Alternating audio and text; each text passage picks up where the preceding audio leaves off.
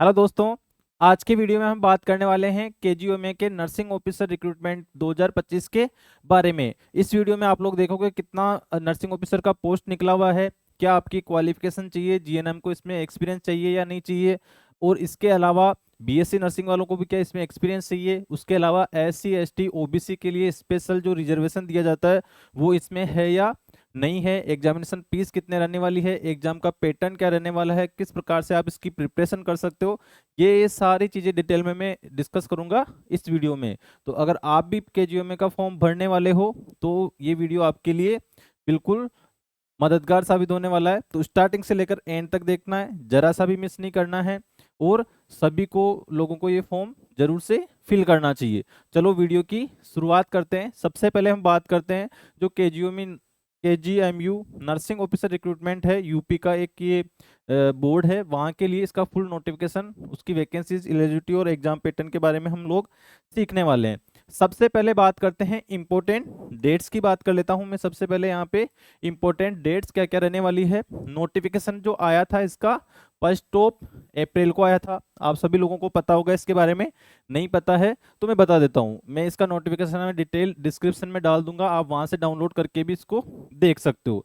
ये तो हुई पहली बात। दूसरी बात, लास्ट डेट जो है इसकी फीस पे करने की, जो इसकी फीस पे करने की लास्ट डेट है वो 25 मई है 2025। ठीक है, ये याद रखना है आपको। 25 मई तक आप इसकी फीस फॉर्म की दे सकते हो, और जो सबमिट करने का है फॉर्म को वो रखा गया है 31 मई। यानी आपके पास में फॉर्म अप्लाई करने के लिए कौन सा डेट है, 25 मई। तो आप लोग जरूर से जाइए, विजिट करिए, मैं लिंक डिस्क्रिप्शन में डाल दूंगा, आप डायरेक्टली वहां से फॉर्म अप्लाई करिए। फॉर्म अप्लाई करते टाइम आपको प्रॉब्लम आती है तो आप हमसे संपर्क करिए, हम आपको जरूर से सॉल्यूशन प्रोवाइड करवाने की कोशिश करेंगे।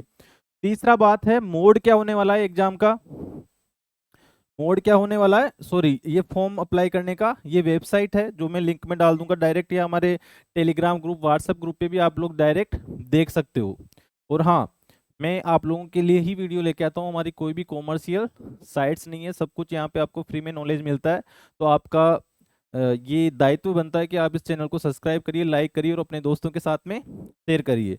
आपके सपोर्ट से ही मैं मोटिवेट होकर और अच्छे वाले वीडियो आपके लिए लेकर आता रहूँगा। तो आगे बात करते हैं टोटल वैकेंसीज के बारे में। इसमें दो प्रकार से वैकेंसियों का डिस्क्रिप्शन दिया गया था नोटिफिकेशन के अंदर। मैं नोटिफिकेशन से ये सारी चीज़ें लेके आया हूँ, बैकलॉग और जर्नल की। बैकलॉग में टोटल जो पोस्ट है जर्नल और बैकलॉग की वो है 733।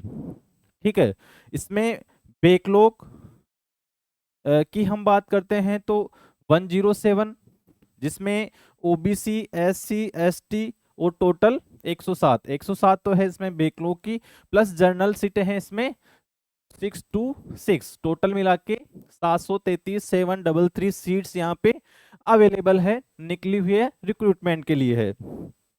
दूसरी मैं बात करता हूं apply separately for both eligible. Apply separately for both eligible, इस चीज का भी आप लोग ध्यान रखिएगा। नेक्स्ट बात करते हैं एजुकेशन क्वालिफिकेशन क्या चाहिए। तो कान खोल कर सुन लो इस चीज को, जिन्होंने भी ग्रेजुएशन वाले कोर्स कर रखे हैं जीएनएम के अलावा, बीएससी नर्सिंग हुआ, पोस्ट बीएससी हुआ, जो बीएससी ऑनर्स हुआ, एक रिकॉग्नाइज यूनिवर्सिटी से आपने कर रखा है, तो आप लोग इसमें बिना एक्सपीरियंस के भी फॉर्म अप्लाई कर सकते हो। क्या है, no experience required, no experience required, only those for BSc, post BSc and BSc honours candidates. Now we are coming second point, GNM. GNM को याद रखना 2 इयर्स का एक्सपीरियंस चाहिए, मिनिमम 50 बेडेड का। और एक्सपीरियंस कब से कब काउंट होता है, जिस दिन आपका रजिस्ट्रेशन सर्टिफिकेट निकल के आ जाता है उस डेट से लेकर 25 मई तक का आपका 2 साल कंप्लीट हो जाना चाहिए जीएनएम का, तब आप फॉर्म फिल करने के लिए एलिजिबल हो। समझ गए, सिंपल सी बात है। नहीं समझ में आए तो आप मुझसे संपर्क करिए, कमेंट बॉक्स में लिखिए, मैं आपको जरूर से बताऊंगा इस बारे में। Must be registered with state Indian nursing council. सबसे इंपॉर्टेंट चीज है यहाँ पे ध्यान देने के लिए कि आपको यूपी नर्सिंग काउंसिल का रजिस्ट्रेशन रिक्वायर्ड है at the time of document verification. अभी आप कोई से भी स्टेट से हो, अभी आप फॉर्म फिल कर सकते हो, पर जब आपका सिलेक्शन हो जाएगा, डॉक्यूमेंट वेरिफिकेशन का टाइम आएगा, तब आपको यूपी का ही रजिस्ट्रेशन चाहिए। ठीक है, तो आप एग्जाम दीजिए, पहले आराम से सिलेक्शन लीजिए अपना, फिर अपने जो सर्टिफिकेट है, रजिस्ट्रेशन सर्टिफिकेट, उसको यूपी में जरूर से कन्वर्ट करवा लेना। एक एक पॉइंट को स्टार्टिंग से नोट करते हुए जाइए ताकि आपको कोई कंफ्यूजन नहीं रहे सिलेक्शन के बाद में। ठीक है, आगे बढ़ते हैं। बीएससी वालों के लिए कोई एक्सपीरियंस नहीं, जीएनएम वालों के लिए 2 साल का मिनिमम 50 बेडेड हॉस्पिटल का एक्सपीरियंस, तब वो अप्लाई कर सकते हैं। यूपी का रजिस्ट्रेशन चाहिए सिलेक्शन के बाद, यूपी का रजिस्ट्रेशन चाहिए सिलेक्शन के बाद, उससे पहले आप लोग फॉर्म अप्लाई कर सकते हो, उसके लिए एलिजिबल हो। चलो आगे हम बात करते हैं। मिनिमम एज है यहाँ पे 18 ईयर्स और मैक्सिमम एज है 40 ईयर्स, तो 40 ईयर्स तक वाले आप लोग अप्लाई कर सकते हो। अब इसमें एज रिलैक्सेशन वाला मैटर फंसने वाला है, उसको भी हम आगे आकर देखेंगे। एज रिलैक्सेशन में क्या क्या है, SC ST OBC यूपी, इसमें स्पेशल ध्यान रखना, SC ST OBC from UP, only UP के कैंडिडेट्स को ही इसमें रिजर्वेशन का फायदा मिलने वाला है। सबसे इंपॉर्टेंट बात, केजीएमयू के फॉर्म के अंदर एज रिलैक्सेशन के अंदर यूपी के कैंडिडेट्स को ही एज रिलैक्सेशन का फायदा मिलने वाला है। बाहर के SC ST OBC यानी जो यूपी से नहीं है, बाहर का मतलब दिल्ली से हुआ, हरियाणा से हुआ, राजस्थान से हुआ, हिमाचल से हुआ, इसके अलावा केरला से हुआ, बंगाल से हुआ, कहीं से भी हो, उसको रिजर्वेशन का फायदा नहीं मिलेगा, चाहे कौन सी भी कैटेगरी से हो, वो अनरिजर्व में ही काउंट होगा वहां पे। समझ गए, सिंपल सी बात है। नहीं समझ में आई हो तो मुझे कमेंट करना या नोटिफिकेशन को देख सकते हो। दूसरी चीज है, अगर आप दिव्यांग हैं तो 15 इयर्स का यहाँ पे आपको रिलैक्सेशन है। गवर्नमेंट एम्प्लॉय हो तो 3 इयर्स का रिलैक्सेशन है, प्लस एक्स सर्विसमैन हो तो एज पर यूपी गवर्नमेंट रूल्स के अकॉर्डिंग आपको छूट मिलने वाली है। बहुत इजी चीज थी, समझ में आ गई होगी। आगे चलते हैं। एप्लीकेशन फीस, तो अनरिजर्व ओबीसी और ईडब्ल्यूएस सभी के कितने लगने वाले हैं, 23,600 ये लगने वाला है। अनरिजर्व ओबीसी ईडब्ल्यूएस इनके। SC ST जो यूपी के हैं उनका लगने वाला है 1416, उनका लगने वाला है 1416। यूपी के अलावा सभी का अनरिजर्व में काउंट होगा, इस चीज को आप लोग ध्यान रखिएगा, इंपॉर्टेंट है। और इसमें कोई भी फीस रिफंड नहीं होने वाली आपकी, है ना। ऐसा नहीं है कि फॉर्म भर दिया, चलो चलो मैं तो एग्जाम ही नहीं देना, हमारी फीस वापस करो, तो ऐसा नहीं होगा। फॉर्म भर दिया इसका मतलब आपको प्रिपरेशन करनी है, एग्जाम देना है। आगे हम बात करेंगे किस प्रकार से एग्जाम पेपर आता है इसके अंदर, किस प्रकार से आपको तैयारी करनी है, ये सब जुड़े रहो, देखते रहो, इजी तरीके से आपको समझ में आएगा और मजेदार चीजें आएंगी। चलो, रिजर्वेशन के रूल फॉर यूपी कैंडिडेट्स, सबसे इंपॉर्टेंट चीज है केजीएमयू के फॉर्म के अंदर। अभी से सुन लो, डीएसएसबी के अंदर भी बहुत सारे लोग कंफ्यूज थे, इसमें भी कंफ्यूज होगे। यूपी के अलावा किसी को भी रिजर्वेशन का फायदा नहीं मिलेगा, चाहे वो SC हो, ST हो, OBC हो या ईडब्ल्यूएस हो, सभी किसमें काउंट होंगे, अनरिजर्व के अंदर काउंट होंगे केजीएमयू के फॉर्म के अंदर। तो आपको यूपी से बाहर वालों को अनरिजर्व के अंदर ही फॉर्म अप्लाई करना है। इजी था, समझ में आ गया होगा। अब बात कर लेते हैं, only UP domicile gets reservation benefits, यानी यूपी के रहने वाले लोग ही इस रिजर्वेशन का बेनिफिट ले सकते हैं, ओनली यूपी वाले, योगी जी के राज वाले, समझ गए। Others will be treated as unreserved. Others मतलब आप राजस्थान से हो, आप हरियाणा से हो, आप हिमाचल से हो, यानी अदर ऑल इंडिया कहीं से भी हो, आपको रिजर्वेशन का कोई फायदा नहीं मिलेगा, आप अनरिजर्व में काउंट रहोगे। Female valid UP issued caste domicile EWS certificate required, EWS वालों को भी यूपी का ही सर्टिफिकेट चाहिए और सभी कास्ट सर्टिफिकेट यूपी के होने चाहिए, तब आप लोगों का वो मान्य होगा, यूपी वालों के लिए स्पेशल।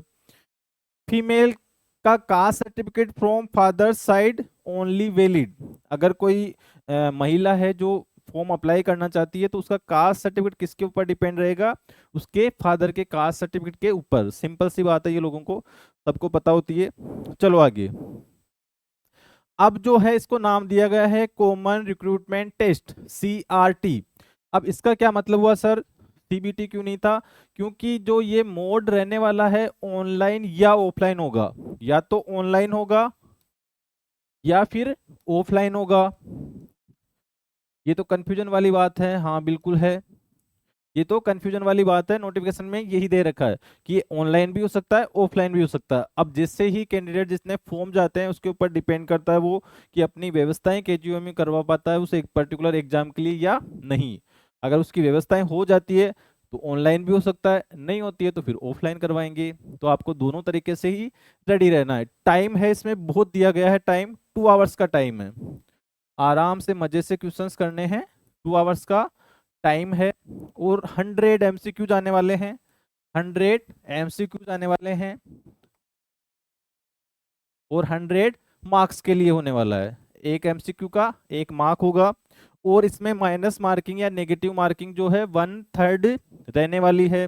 सिंपल सी बात है, समझ में आ गई होगी। 100 MCQs for 2 hours, 100 marks and 1/3 negative marking. This is very simple concept. Now we are talking about the syllabus. When we are discussing about the syllabus, the nursing subjects are counted for 60 marks और 60 questions. सीधी सीधी सी बात है, nursing के जो subject, nursing का जो subject है उसमें से 60 क्वेश्चन आपके आने वाले हैं। 100 में से 60 क्या आएंगे, नर्सिंग, बाकी अदर्स 40 अदर में आएंगे। तो 60-40 वाला रेशियो इसमें चलने वाला है, चौंकने की कोई बात नहीं है। आरआरबी में 30% आया था, नॉर्सेट में 20% आता है, यहाँ पे 40% हो गया है और बीआर के अंदर और भी कम है। तो ये चीजें हैं यहाँ पे।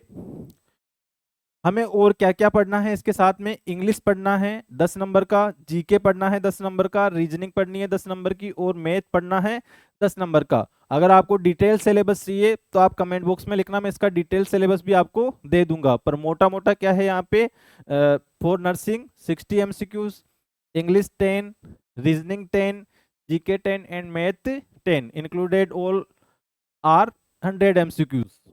ओके, नाउ अगर आपको इस एग्जाम में क्वालिफाई होना है, आप अनरिजर्व ओबीसी ईडब्ल्यूएस हो तो 50% चाहिए, यानी यूपी से बाहर के सभी बंदों को 50% चाहिए और यूपी वाले SC ST को 45% चाहिए। मान के चलो 50% से ज्यादा है तभी आपका सिलेक्शन है। हर एग्जाम में इतना तो चाहिए आपको सिलेक्शन के लिए। सीधी सी बात थी, एग्जाम पैटर्न आपके समझ में आ गया होगा। तो एग्जाम पैटर्न ना नोरसेट जैसा होता है यहाँ पे, ये आरआरबी जैसा ही होगा। मतलब आपको पूरा टाइम दिया जाएगा, 2 घंटे के लिए छूट दे दी जाएगी कि भाई अब करो, आ जाओ। कोई सेक्शंस बने हुए नहीं आएंगे, मतलब सेक्शन का टाइम नहीं आएगा। सेक्शन तो बने रहेंगे पर सेक्शन का टाइम नहीं आएगा। तो आपको पर्टिकुलर 10 मिनट किस में लगाना है, आधा घंटा किस में लगाना है, आपके ऊपर पूरा डिपेंड रहने वाला है।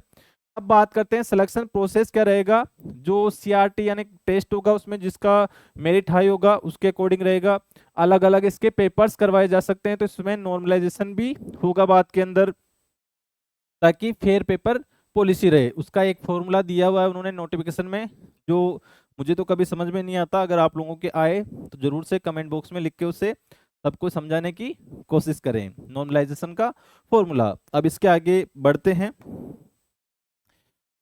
फाइनल टिप्स क्या है आपके लिए, आप यूपी के हैं तो अपना रेजिस्टेंस सर्टिफिकेट, कास्ट और नर्सिंग रजिस्ट्रेशन प्रिपेयर करके रखें पहले से ही, है ना। जो लोग यूपी के हैं अपना कास्ट सर्टिफिकेट, ईडब्ल्यूएस वाला सर्टिफिकेट जो 2024-25 का और 25-26 दोनों का रेडी बनवा के रखें आप लोग, ताकि आपको डॉक्यूमेंट वेरिफिकेशन के टाइम प्रॉब्लम नहीं आए। SC ST वाले हैं, यूपी वाले हैं, वो भी अपना कास्ट सर्टिफिकेट रेडी रखें फॉर्म भरने से पहले ही। बाद में वरना फॉर्म भरने के बाद में पछताओगे कि सर क्या करें कैसे करें, वो फिर नहीं चाहिए फालतू का लफड़ा। पहले से ही रेडी रखो अपना, फिर फॉर्म अप्लाई करो। ठीक है, समझ गए इस चीज को।